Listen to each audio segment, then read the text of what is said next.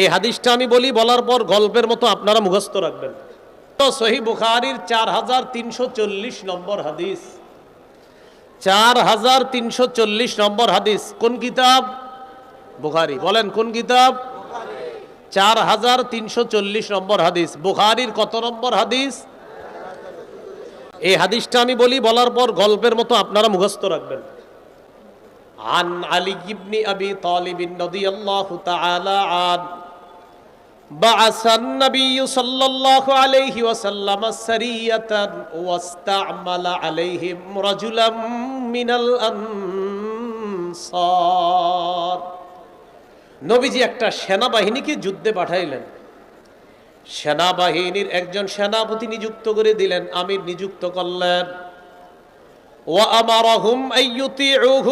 আল্লাহ নবী আদেশ করলেন ওই সেনাবাহিনী যেন সেনাপতির আনুগত্য করে। আবার বলছি, নবীজি একটা সেনাবাহিনী প্রেরণ করলেন, একজন আমির নিযুক্ত করে দিলেন, আর হুকুম করলেন আল্লাহ নবী ও সেনাবাহিনীর দল, তোমরা আমিরের আনুগত্য করবা। বুঝে আসছে দুটুকু? তো জিহাদের ময়দানে গেছে, যাওয়ার পর ফাগাদিবা, আমির সাহেব কোনো কারণে রাগ হয়ে গেছে। আমির সাহেবের রাগ উঠছে। রাগ ওঠার পর সেনাবাহিনীকে বলতেছে, আলাইসা কদ আমারাকুম রাসূলুল্লাহ সাল্লাল্লাহু আলাইহি ওয়াসাল্লাম আন তুতিউনি। আচ্ছা, নবী কি তোমাদেরকে হুকুম করে নাই আমার আনুগত্য করার জন্য? নবী কি তোমাদেরকে হুকুম করে নাই আমার আনুগত্য করার জন্য? সাহাবারা যারা আছে তারা সবাই বললেন, হ্যাঁ, আল্লাহ নবী বলছে আমরা যেন আপনার হুকুম মানি। এবার আমির সাহেব বললেন, আল্লাহ নবী বলছে আমার সব কথা মানার জন্য এখন আমি যা বলবো তা মানবা। ইজমাউলি হাতবা, তোমরা লাকড়ি সংগ্রহ করো। কি সংগ্রহ করো? লাকড়ি। ফাজামাউ, তারা লাকড়ি সংগ্রহ করছে। করার পর আমির সাহেব বললেন, আউকিদুহা নার, লাকড়িতে আগুন লাগায় দাও। ফাআউকাদুহা নার, লাকড়ির মধ্যে আগুন লাগায় দিস। আগুন জ্বালানোর পর আমির সাহেব বললেন, উদখুলুহা, তোমরা সবাই আগুনের মধ্যে ঝাঁপ দাও। কি বললেন? আর সবাই বলেন কি বললেন? আমি আবার বলছি, এটা কোনো কল্প কাহিনী নয়। সহিহ বুখারীর 4340 নম্বর হাদিস। রাসূলুল্লাহ সাল্লাল্লাহু আলাইহি সাল্লাম একটা সেনাবাহিনীকে পাঠাইছে যুদ্ধে, একজনকে আমির বানায়া দিছে আর বলছে আমিরের কথা শুনবা। আমির সাহেব রাগ করছে। রাগ করার পর বললেন, নবী কি তোমাদেরকে বলে নাই আমার কথা মানার জন্য? সবাই বললেন হ্যাঁ বলছে। তাহলে আমি যা বলবো শোনো, লাকড়ি সংগ্রহ করো। তারা লাকড়ি সংগ্রহ করলেন। এবার আমির সাহেব বললেন, লাকড়িতে আগুন লাগাও। তারা আগুন লাগাইলেন। আমির সাহেব বললেন, উদখুলু হা, এবার আগুনে সবাই ঝাঁপ দাও। কোথায় ঝাঁপ দাও? এদিকে আসো। ফাহাম্মু, সবাই রেডি হয়েছে আগুনে ঝাঁপ দিতে। আমার দিকে তাকান, সবাই কি হয়েছে? আগুনে ঝাঁপ দিতে রেডি। সাহাবীরা যারা দলে আছে, সেনাবাহিনী সবাই রেডি আগুনে ঝাঁপ দিবে। তো ঝাঁপ দেওয়ার আগে ফাজা আলা ইউমসিকু বাদুহুম বাদ, একজন আরেকজন এইভাবে ধইরা বলে, এই আসলে ঝাঁপ দিমু। একজন আসলে ঝাঁপ দিমু। একজন আরেকজন বলে, এই আসলে ঝাঁপ দিমু বলতেছে। কয় কেন? ইন্না ফারারনা মিনান নারি ইলা রাসূলিল্লাহি সাল্লাল্লাহু আলাইহি ওয়াসাল্লাম, আমরা তো জাহান্নামের আগুন থেকে বাঁচার জন্য নবীর কাছে আসছি। সেই নবী আমিরের কথা মানতে বলছে, এর মানে সেই নবী আমাদেরকে আগুন ঝাঁপ দেওয়ার হুকুমও মানতে বলবে? এটা হতে পারে না। আরে আমরা তো আগুন থেকে বাঁচার জন্য নবীর কাছে আসছি, সেই নবী আগুনে ঝাঁপ দেওয়ার হুকুমও মানতে বলবে? এটা মনে হয়, আমাদের মনে হচ্ছে এটা এরকম নবী বলবে না। এটা সাহাবীরা একজন আরেকজনের বলতেছে, ঝাঁপ দিবে দিবে দেয় না, দিবে দিবে দেয় না। এই ঝাঁপ দিমু না, দিমু না। নবী কি এরকম বলতে পারে? এরকম বলতে তো বলতে বলতে সবার কানে কানে চলে গেছে এই কথা। এই নবীজির কাছে আসলাম আগুন থেকে বাঁচার জন্য, সেই নবী আগুনে ঝাঁপ দিতে বলবে, এটা মনে হয় সঠিক কথা না। এই কথা বলার পর তাদের কথোপকথনের মাঝখানে হাত্তা খামাদাতিন নার, আগুন নিভে গেছে। আমির সাহেবের রাগও ঠান্ডা হয়ে গেছে। আমাদের আমির সাহেবের 7-8 বছরে এখনো রাগ কমে নেই। কি ঠিক? ওই আমির সাহেবের রাগ ঠান্ডা হয়ে গেছে। আমাদের আমির সাহেবের কথা হলো না, আলেমরা কইলে হইব নাকি আমি ঠিক।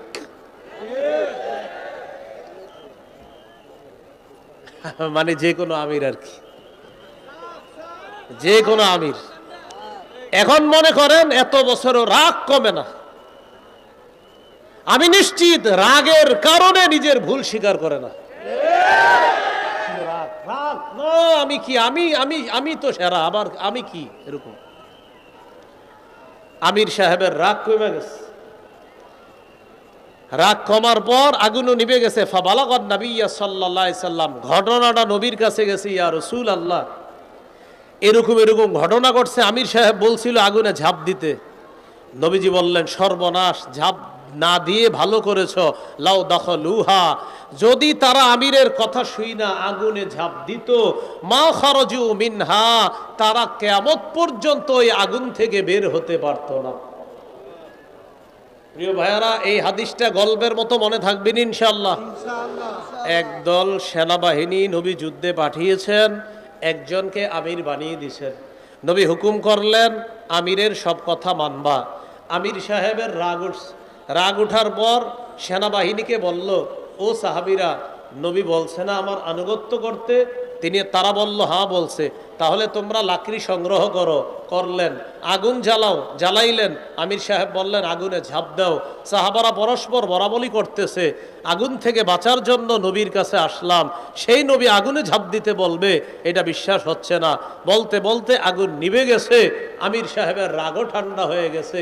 নবীর কানে এই সংবাদ যাওয়ার পর নবীজি বললেন, লাউ দাখালুহা মা খারাজু মিনহা ইলা ইয়াউমিল কিয়ামা, আমিরের কথা শুই না তারা যদি আগুনে ঝাঁপ দিত, কিয়ামত পর্যন্ত তারা বের হতে পারত না। শোনো, ইন্নামাত তাআতু ফিল মারুফ, আনুগত্য হবে শুধু ন্যায় সঙ্গত কাজে, নাফরমানির হুকুমে কোনো আনুগত্য হবে না। আল্লাহ বুঝার তৌফিক দান করেন। কয় করণীয়? নয় করণীয়। 4 নাম্বার, পারস্পরিক ঝগড়া কমিয়ে আন্তরিকতা বাড়ানো। মনে আসেনি? আচ্ছা, আবু দাউদের বর্ণনা 4800 নম্বর হাদিস। এই হাদিসের মধ্যে আসছে, قال رسول الله صلى الله عليه وسلم انا زعيم ببيت في ربض الجنة لمن ترك المراء وان كان محقا। নবীজি বলেন, কোন ব্যক্তি যদি ঝগড়া পরিহার করে নেয়, সঙ্গত হওয়া সত্ত্বেও যদি ঝগড়া পরিহার করে, এর মানে আপনি ঝগড়া করাটার আপনার রাইট আছে, আপনার অধিকার আছে ঝগড়া করা, এবং আপনি সঠিক। নবী বলেন সঠিক হওয়ার পরেও যে ব্যক্তি ঝগড়া পরিহার করে, তাকে জানা দাও আমি জান্নাতের বেষ্টনীর মধ্যে তার জন্য একটা ঘরের জিম্মাদার হয়ে গেলাম। ঝগড়া পরিহার করা। 5 নাম্বার করণীয়, বলেন দুনিয়ার বিলাসিতা বর্জন করা। মানে দুনিয়া কামাই করা যাবে, কিন্তু আখেরাত সামনে রাখতে হবে। তিরমিজির বর্ণনা, রাসূলুল্লাহ সাল্লাল্লাহু আলাইহি সাল্লাম বলেন, লাউ কানাতিদ দুনিয়া তাদিলু ইনদাল্লাহি জানাহা বাউদা মা সাকা ফিহা কাফিরুন শারবাতা মা। এই দুনিয়ার মূল্য যদি আল্লাহর কাছে মাছির ডানা পরিমাণ হতো, আল্লাহ কোন কাফেরকে এক ঢোক পানি পান করাতেন না। ভাই, দুনিয়া কামাই করা নিষেধ না হালাল ভাবে, কিন্তু কামাই করতে গিয়ে আখেরাত ভোলা যাবে না। দুনিয়া কামাই করব আখেরাত সামনে রেখে। এই জন্য দুনিয়ার মত্ত হয়ে যেন আমরা আখেরাত ভুলে না যাই। এটা 5 নাম্বার কাজ। 6 নাম্বার, বলেন অধিকার আদায়ের লড়াই অব্যাহত রাখা। মুসলমানদের অধিকার আদায়ের লড়াইয়ের নাম, জোরে লড়াইয়ের নাম পবিত্র জিহাদ। কি আর জোরে? মুসলমানদের অধিকার আদায়ের লড়াইয়ের নাম কি? জিহাদ। হ্যাঁ, এই পৃথিবী যদি শান্তি চান, সবার চূড়ান্ত শান্তি চান, খেলাফত ব্যবস্থার বিকল্প কোনো পদ্ধতিতে শান্তি আসবে, চূড়ান্ত শান্তি আসবে না। চূড়ান্ত শান্তি খেলাফত ব্যবস্থা আসবে, এটা মনে রাখতে হবে।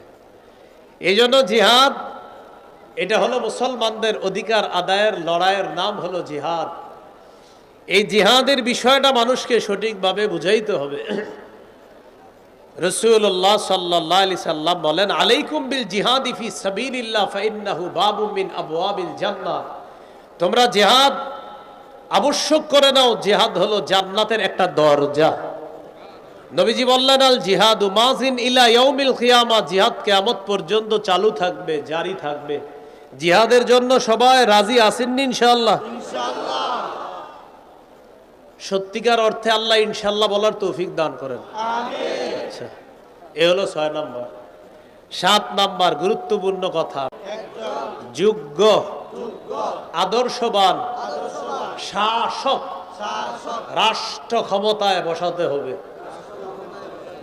বলেন, এজন্য প্রতিদিন অতিরিক্ত 2 রাকাত নফল নামাজ পড়ব।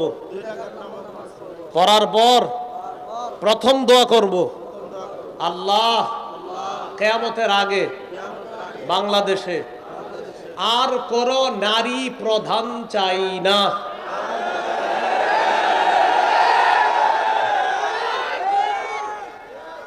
কি চাই না? নারী প্রধান চাই না।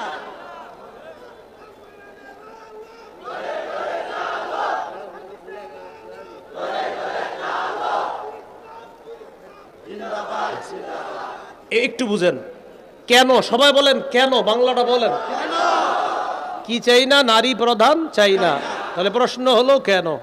রাসূলুল্লাহ সাল্লাল্লাহু আলাইহি সাল্লাম বলেন, লা ইউফলিহা কওমুন ওয়াল্লাউ আমরাহুম ইমরাআতান, সেই জাতি কিছুতেই সফল হবে না যেই জাতি তাদের নেতৃত্বে কোনো নারীকে বসায়। এজন্য 2 রাকাত নফল নামাজ পড়া প্রথমেই দোয়া করবেন, আল্লাহ আগামীতে কোনো নারী প্রধান দেশে চাই না। 2 নাম্বার দোয়া করতে হবে, আল্লাহ মরার আগে বাংলাদেশে শরিয়া আইন দেখে যেতে চাই। কি আইন দেখে যেতে চাই? এই জন্য আপনাদের একটা কাজ আছে, করবেন না ইনশাআল্লাহ? দেয়ালে লিখতে হবে, বলেন শরিয়া আইন চায় না তারা কোন না কোন অপরাধে অপরাধী যারা। আবার বলেন, শরিয়া আইন চায় না তারা কোন না কোন অপরাধে অপরাধী যারা। চোর শরিয়া আইন চাইবে না, জিনা যে করে শরিয়া আইন চাইবে না, কারণ শরিয়া আইন প্রতিষ্ঠিত হলে বিগত বছরের চুরির বিচার করতে করতেই বিচার ব্যবস্থা চলে যাবে। এজন্য শরিয়া আইন চায় না কারা? কোন না কোন অপরাধে অপরাধী যারা। এই কথাটা মনে রাখবেন। এটা হলো 2 নাম্বার দোয়া করবেন। 1 নাম্বার দোয়া নারী প্রধান আর চাই না। 2 নাম্বার দোয়া শরিয়া আইন চাই। 3 নাম্বার দোয়া বলেন, আল্লাহ এমন একজন শাসক দেন, যেই শাসক মৌলিক 4টি কাজ করবে। নামাজ কায়েম করবে, যাকাত প্রতিষ্ঠিত করবে, সৎ কাজের আদেশ করবে, অসৎ কাজের নিষেধ করবে। এই 4 গুণওয়ালা একজন রাষ্ট্রনায়ক আমরা চাই। এই 3 নাম্বার দোয়াটা করতে পারবেন নি?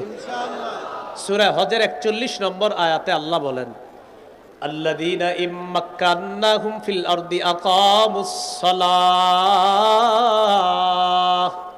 ওয়া আতাউয যাকাতা ওয়া আমারু বিল মা'রুফি ওয়া নাহাউ আনিল মুনকার।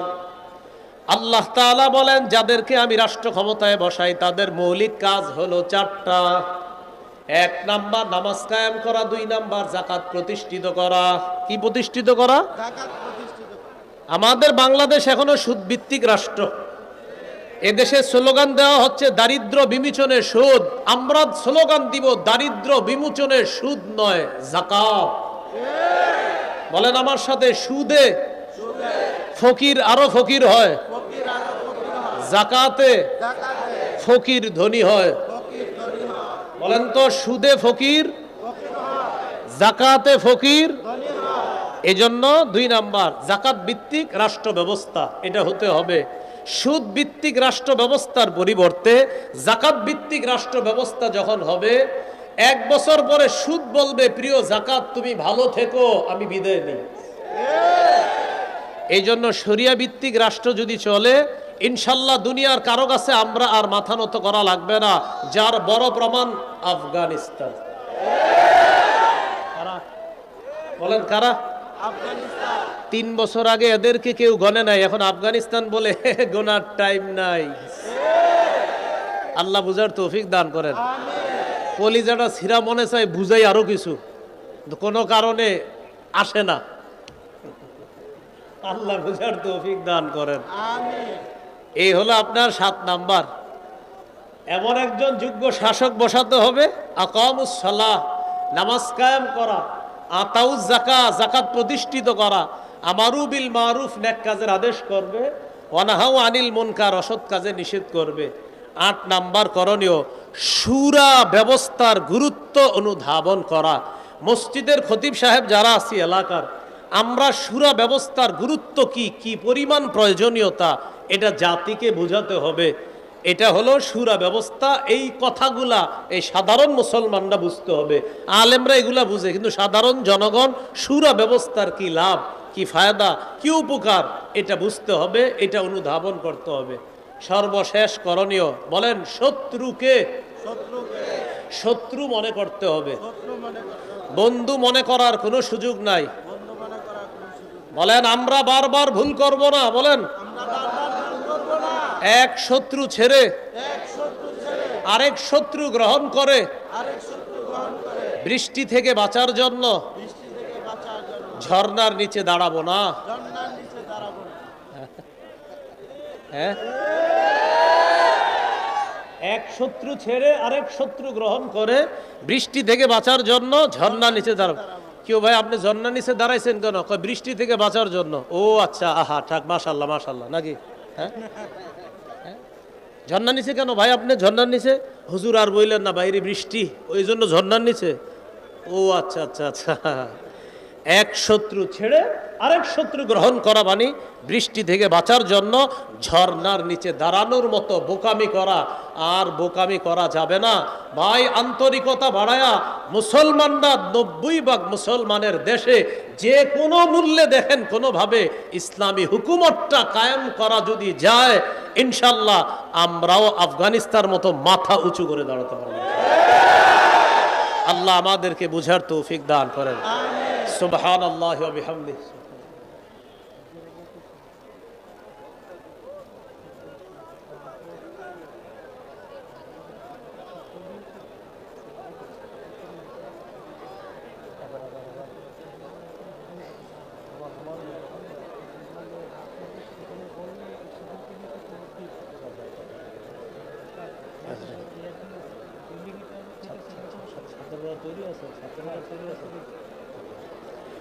ভাই বসি বসি, আমরা বসি বসি বসি, একটু বসি আমরা। শোনেন, বড় বড় উলামায়ে কেরাম যারা আছে তারা এখনো বাকি রয়েছেন, তারা আসতেছে, ইনশাল্লাহ আলোচনা হবে। এই যে ভবনটা দেখেন, ভবন নির্মাণ হচ্ছে, তৈরি হচ্ছে।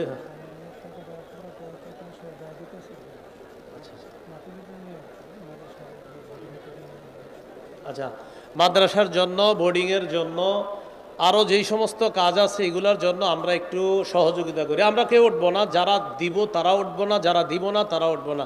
ছাত্র ভাই যারা আছেন আপনারা তৈরি থাকার কথা, আপনারা সবার কাছে যান। আর মঞ্চে যারা আছি আমরা এখানেও দিতে পারি। ছাত্র ভাই যারা আছি মেহরবানি করে কেউ এই মাহফিলটা নষ্ট করবো না। নামাজ তো এখানে হবে হুজুর ইনশাল্লাহ। ভাই এখানে নামাজ হবে, আমরা কেউ মাহফিলটা নষ্ট করবো না। বড় বড় আলেম ওলামায়ে কেরাম তারা এখনো বাকি আছে, ইনশাল্লাহ তারা আসবে। আমরা ইনশাল্লাহ মাশাআল্লাহ সওদাগর সাহেব 2000 টাকা দিয়েছেন, আল্লাহ তার দানকে কবুল করেন। আরও যদি কেউ দিতে চান দিতে পারেন। ছাত্র ভাইয়েরা আমরা মাঠে চলে যাই, মাঠে যারা আছে আমরা ছাত্র ভাইদের কাছে একটু সহযোগিতা করি আমরা ইনশাআল্লাহ। সুবহানাল্লাহি ওয়া বিহামদিহি।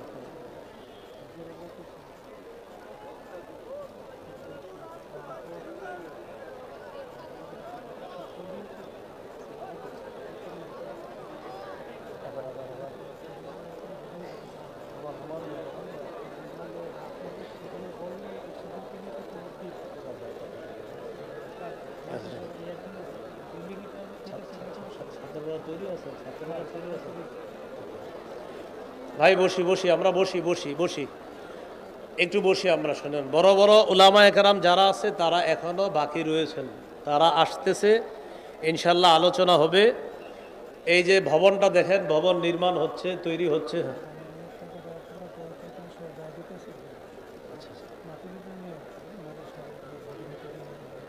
আচ্ছা, মাদ্রাসার জন্য, বোর্ডিংয়ের জন্য, আরও যেই সমস্ত কাজ আছে এগুলোর জন্য আমরা একটু সহযোগিতা করি। আমরা কেউ উঠবো না, যারা দিব তারা উঠবো না, যারা দিব না তারা উঠবো না। ছাত্র ভাই যারা আছেন আপনারা তৈরি থাকার কথা, আপনারা সবার কাছে যান। আর মঞ্চে যারা আছি আমরা এখানেও দিতে পারি। ছাত্র ভাই যারা আছি মেহেরবানি করে কেউ এই মাহফিলটা নষ্ট করবো না। নামাজ তো এখানে হবে হুজুর ইনশাল্লাহ। ভাই এখানে নামাজ হবে, আমরা কেউ মাহফিলটা নষ্ট করব না। বড় বড় আলেম ওলামা একরাম তারা এখনো বাকি আছে, ইনশাল্লাহ তারা আসবে। আমরা ইনশাল্লাহ মাশাআল্লাহ সওদাগর সাহেব 2000 টাকা দিয়েছেন, আল্লাহ তার দানকে কবুল করেন। আরও যদি কেউ দিতে চান দিতে পারেন।